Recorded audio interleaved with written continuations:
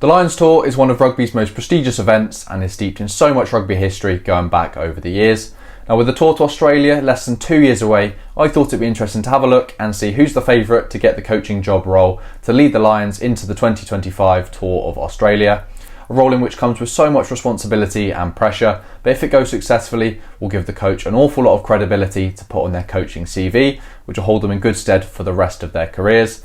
The way I've calculated this is via turning the bookies' odds into a percentage. So obviously it's nothing official, but will give us a good idea of who we think is going to be the favourite to get the coaching role to 2025 in Australia. Now I'm going to start off with Alun Wyn Jones, which is a bit of a weird one, but he's actually priced and has the equivalent of 1% chance. Alun Wyn Jones has recently completed his career playing for the Barbarians against Wales at the Principality, a fitting send-off for one of rugby's greatest players, and I think it's an unbelievable number of caps. So an awful lot of experience that he could take into the coaching world if he wanted to, but I think it's highly unlikely, as the 1% recognises that he'll get the gig for 2025 to Australia. Then we have Stuart Lancaster, who's at a surprisingly low 2%. He's recovered really well, in my opinion, from the disappointments of the 2015 home defeat in the Rugby World Cup. He's recovered really well from that, going on to coach at places like Leinster. I'm in their coaching team there, and Leinster have played some unbelievable rugby over the last few years, so he has to take a little bit of credit for some of that. But yeah, he's priced at 2%, which is interesting. He's a coach in which has such great potential, and it's always good to see someone pick up their career when it's not gone so well, especially being defeated in a home Rugby World Cup. Next we have Eddie Jones, a coach in which has come under a lot of heat of late. He's done some really lengthy interviews, which has been really interesting to see his side of what has happened, but he's discontinued his role with Rugby Australia and will be seeking out other new coaching opportunities, but has actually expressed that he doesn't wish to take the Lions Tour on in 2025, and he's given 3.3% chance. Good old Eddie, he could switch up his mind, he could come and coach the Lions, but I'm not sure how that would go down with the Australian public. That would be a real stinger for the Aussies. You know, he's been knocked out of a World Cup in the pool stages, which is far below the expectations of the Australian public, and then to coach the Lions Tour against Australia, that might be a little bit of a step too far for Eddie Jones. Next up we have Mark McCall, a coach in which I'm extremely fond of, coaching my team in the Gallagher Premiership of Saracens. He's priced at 3.7% chance, a coach in which I'd be very interested to see what he could do at the international level. He's coached Saracens to some amazing successful tournaments, winning multiple domestic championships, and then went back to back and did the double in Europe. The last European trophy him and his side lifted was in 2019. A really brilliant coach which has taken Saracens right to the top and helped them stay there for many years. So fair play to Mark McCall. He's got a really impeccable coaching CV at the domestic level. Be very interesting to see if he could translate that onto the international field. It's easier said than done, far easier said than done. In my opinion, if it wasn't going to be Steve Borthwick for the England job role, he's definitely a name in which I would have liked to see him considered, because he's a really, really top coach. Next up we have another coach from the Gallagher Premiership who's currently with Bristol, who's got 4.2% chance of coaching the Lions. A coach in which the team really plays with so much freedom at Bristol. They score some amazing tries, play a really nice, attractive brand of rugby, and when you see a packed out Ashton Gate, it's something to behold. A really good rugby venue, and a really good team to watch and play some brilliant attacking rugby. I've not seen him verbally express any sort of willingness to coach the 2025 Lions Tour, but he's a coach in which, if he did, the Lions would sure play a very attractive brand of rugby and would be very exciting to watch. To my knowledge, he's not got that deep of an international CV by any stretch of the imagination, so it would be a bit of a gamble if it was to be him, but definitely a very good coach nonetheless. Next up we have Wayne Pivac, also on 4.2%. Wayne Pivac left Wales and was replaced by Warren Gatland going back, I think, last year. Warren Gatland's done unbelievably well with Wales since Pivac left, taking them to the quarterfinals of the World Cup, which exceeded many people's expectations of Wales. So Wayne Pivac, he had a decent record under working at Wales, and I don't know, probably a bit of a stretch to see him coach this Lions Tour.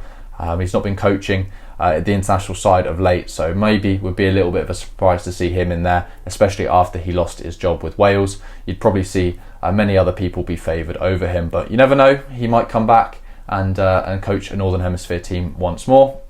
Next up we have Scott Robertson, also on 4.2%. Now this was a coach in which was considered, in my opinion, as one of the lead runners for the England job when Eddie Jones left. A coach which has done some unbelievable coaching and coached the Crusaders to be one of the most difficult teams to defeat, especially in knockout rugby, in Super Rugby. They've been phenomenal over the years and been so difficult to beat in the knockout stages. They're not a stranger to losing a few pool games throughout the season, in the regular season, but when it comes to the knockout games and the crunch time, he's a coach which really does know how to win games. Scott Robertson's also done a lot of coaching for the Barbars of late, and has coached the teams to play some really good rugby. And I remember when he coached, I think it was a Barbarians team against Harlequins, I think it was. Just played an unbelievable brand of rugby and was one of the best games I've seen in a while. So Scott Robertson is definitely a coach which has got definitely the capability to produce at the international level. Although we haven't necessarily seen it, I believe he's expressed his willingness to coach 2 international sides to win a World Cup, which is a huge statement. Many a coach on this board would love to just coach one team to a World Cup, or even just coach in a World Cup, but he stated that he wants to win 2. So fair play to him. It's never a bad thing to dream big. Next up we have Steve Borwick, the current England head coach, sat at 5.4%. A coach in which didn't have the best Six Nations, really struggled as he came in with a new coaching staff for the English side. But in the World Cup, has definitely exceeded the expectations of many England fans. If you told me at the start of the tournament that we'd be 1 point away and lose by 1 point in a World Cup semi-final, so it'd be 2 points away from being a World Cup final, I would have thought you were lying. So fair play to Steve Borwick. He's done a remarkable job at turning this England team round. Next up, we have Joe Schmidt, formerly of Ireland and now working in the All Blacks setup. He's at 5.4% as well. Joe Schmidt had a brilliant tenure for Ireland and coached Ireland to win some really good championships and play a really good brand of rugby. However, also fell victim to the quarter-final curse, which the Irish have probably heard enough about, especially after this World Cup by now.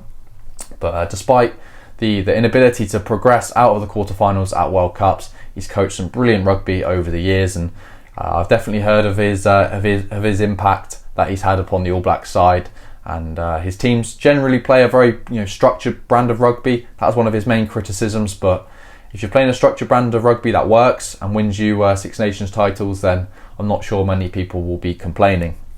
Next up, we have Rona Ogar of La Rochelle, winning back-to-back European Champions Cups. A phenomenal comeback against Leinster in the final.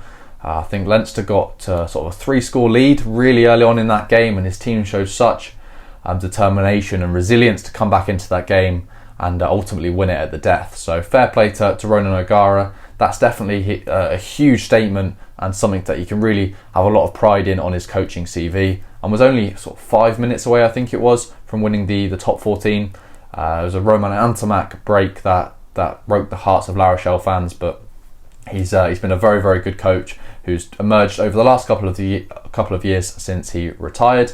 Next up, we have Gregor Townsend, who's priced at 6.4%. Gregor Townsend of Scotland. He was on the last Lions tour, not as head coach, but as a coach for the attack, I believe.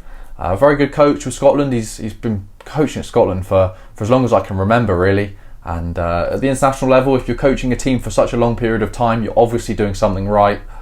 Despite Scotland going out of the World Cup in the pool stages this year, the Scots have actually played some of their best rugby I can remember of recent times. Unfortunately for them, we're in the pool of death against South Africa and Ireland. So it was a tall order to get out the pool, but that doesn't really sort of cast over a shadow over how good the Scots were playing in the Six Nations, defeating England most memorably on the opening match. And then next up, we have the huge favourite at 52.9%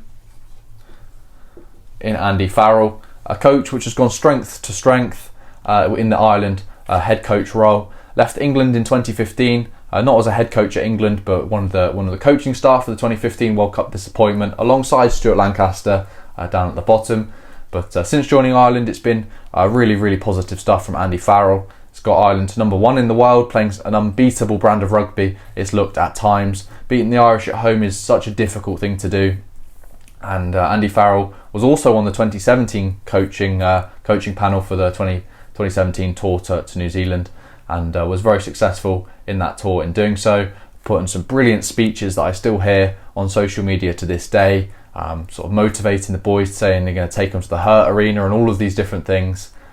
He's just been a really brilliant coach, not necessarily in the head coach role, but before you become a head coach, it's so important you put in the yards and put in the understudy of the better coaches to then really learn your role.